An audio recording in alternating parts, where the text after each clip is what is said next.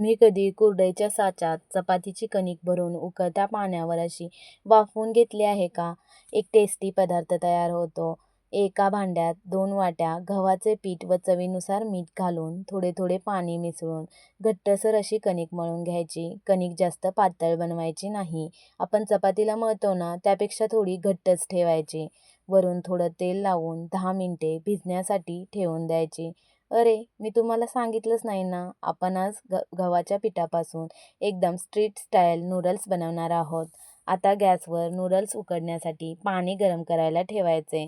पाणी उकळतंय तोपर्यंत बनवलेल्या कणकीतून असा गोळा तोडून हातावर मऊ करून घ्यायचा व कुरडईच्या साच्यात भरून घ्यायचा.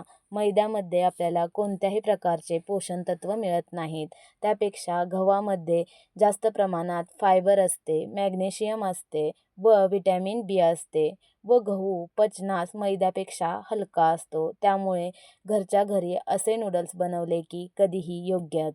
पाणी उकळलं की पुरणाची चाळणी ठेवून त्याला थोडं तेल लावून घ्यायचं. आता चाळणीवर नूडल्स पाडून घ्यायचे. सध्या चिकटल्यासारखे वाटत असले तरी उकडून झाल्यावर मोकळे होतात. 5 ते 6 मिनिट झाकण ठेवून उकडून घ्यायचे. एका भांड्यात आईस क्यूबचे पाणी घेऊन त्यात उकडलेले नूडल्स सोडायचे. म्हणजे नूडल्स अगदी सहज वेगळे होतात. उरलेल्या पिठाचेही नूडल्स मी आता चाळणीवर सोडून घेतले आहेत. नूडल्स उकडतायत तोपर्यंत नूडल्स बनवण्यासाठी लागणाऱ्या भाज्या आपण चिरून घेणार आहोत.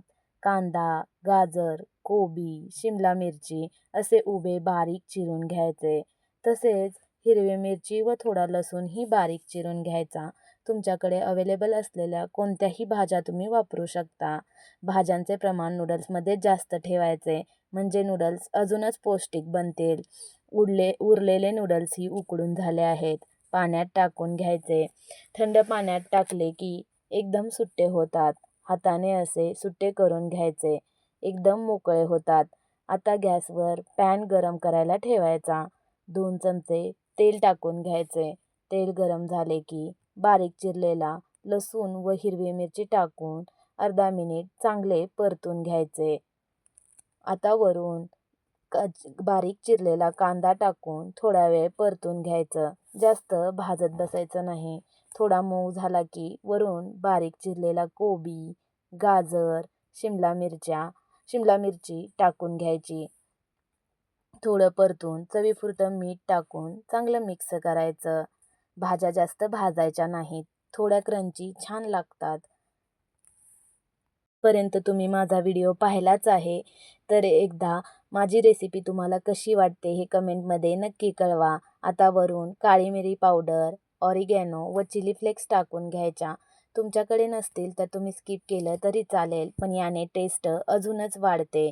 थोडं परतून घ्यायचं. आता आपण यामध्ये सॉस टाकून घेणार आहोत. 2 चमचे सोया सॉस, 2 चमचे टोमॅटो केचप, 2 चमचे रेड चिली सॉस व ग्रीन चिली सॉस टाकून घ्यायचा. सॉस नसतील तर फक्त शेजवान चटणी वापरली तरी चालेल. आता गॅसची फ्लेम एकदम हाय ठेवायची व भाज्या चांगल्या सॉसमध्ये मिक्स करून घ्यायच्या. एकदम मोकळे सुटसुटीत तयार झालेले नूडल्स आपण आता यात मिसळून घेणार आहोत. हे नूडल्स एकदम मोकळे सुटसुटीत तर होतातच, पण टेस्ट म्हणाल तर एकच नंबर. असं वाटतच नाही की आपण हे गव्हाच्या पिठापासून बनवले आहेत. आता नूडल्स भाज्यांमध्ये टाकून चांगले मिक्स करून घ्यायचे. बाहेरचं अनहायजेनिकपणे बनलेलं किंवा पॅकेज्ड फूड आणून खाण्यापेक्षा एकदम इझिली तुम्ही हे आटा नूडल्स किंवा गव्हाच्या पिठापासून नूडल्स घरीच बनवून एकदा नक्की ट्राय करून बघा. टेस्ट तर एकच नंबर लागते. तुम्ही परत हे बाहेरून कधीच आणणार नाही. लास्टला हाय फ्लेमवरती एकदा असं नूडल्स टॉस करून घ्यायचे. तयार आहेत एकदम टेस्टी, हेल्दी नूडल्स.